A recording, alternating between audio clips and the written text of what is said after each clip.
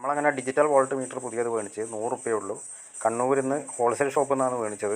അപ്പോൾ ഇത് ഓൺലൈനിലെല്ലാം നല്ല പൈസയുണ്ട്. 150, 100, 150, 190 അത്രയൊന്നുമില്ല. 100 റുപ്യേ ഉള്ളൂ.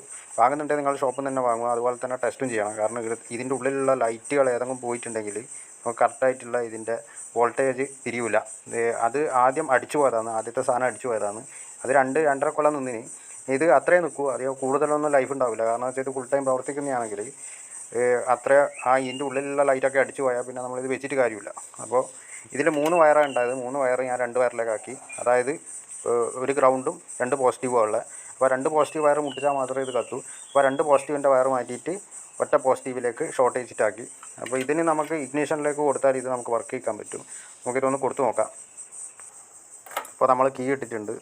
ഇപ്പം 12.8% ഉണ്ട്. അതാണ് ഇതിൻ്റെ വോൾട്ട്. ഇത് രാവിലെ ആയതുകൊണ്ടാണ് കറക്റ്റ് തിരിയാത്തത്. നമുക്ക് 2-2.5-3 കൊല്ലത്തോളം ഇത് കറക്റ്റായിട്ട് നമുക്ക് ഉപയോഗിക്കാൻ പറ്റും. അത് കഴിഞ്ഞാൽ ഇത് മാറ്റേണ്ടി വരും. ഇതിൻ്റെ ഏതെങ്കിലും ഒരു ഭാഗത്തുള്ള ലൈറ്റ് അടിച്ച് പോവുക ചെയ്യുക. ഇപ്പോൾ 12.7 ആയി. ഇനിയിപ്പോൾ ഇത് മൊത്തത്തിലൊന്ന് കറക്റ്റ് കണക്ടറൊക്കെ വെച്ചിട്ട് കൊടുക്കണം. ഇത് തൽക്കാലത്തേക്ക് കൊടുത്തതാണ്. ഇതേപോലത്തെ ഒരു കണക്ടർ വെച്ചിട്ടാണെങ്കിൽ നിങ്ങൾക്ക് എപ്പം വേണ്ടിയെങ്കിലും ഇത് റിമൂവ് ചെയ്തിട്ട് എടുക്കാം. മീറ്ററൊക്കെ റിമൂവ് ചെയ്യുക.